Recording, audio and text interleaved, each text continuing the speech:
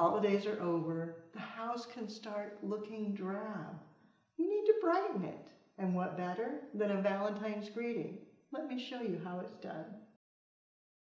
The base, a pre-made wreath done in the heart form.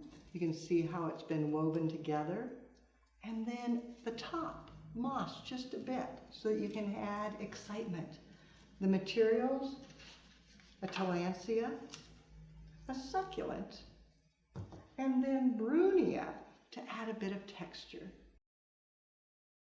You want to begin by pulling apart, separating out the tillandsia so that you have several bits to work with. Then you can cut them down a bit and using hot glue, just glue directly on the back and then insert that in, letting it wind through, giving movement through the design.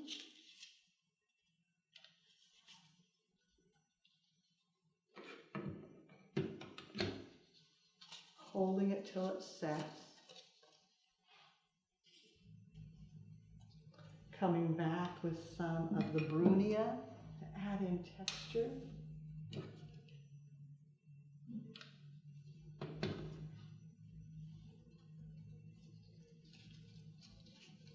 Finding the perfect part to just tuck it in, coming in between. The succulents, go ahead and cutting it off from the plant. And then a bit of glue on the back.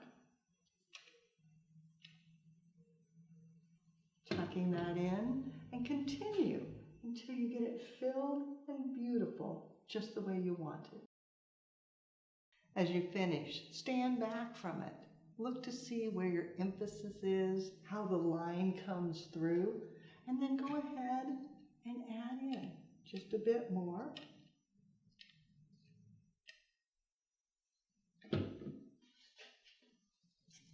Tucking it so it pulls the eye back towards the back of the wreath, but also fills in towards the front, adding in a little bit more of the succulent to fill in, and a few more brunia for extra texture.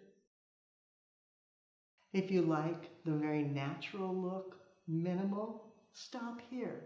If you want to give it a little bit of zing for the Valentine's holiday, maybe adding in a cardinal, gluing on the base.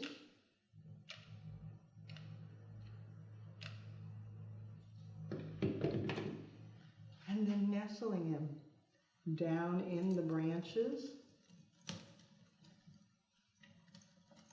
That I was taught from the very beginning, if you add a bird, always put something in its mouth, like it's building its nest.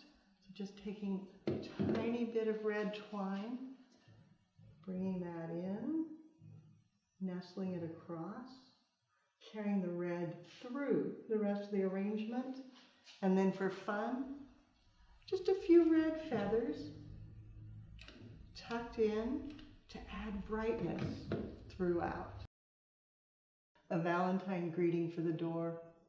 What a perfect touch after the holidays. You'll find more creative inspiration on our website, flowerschool.com.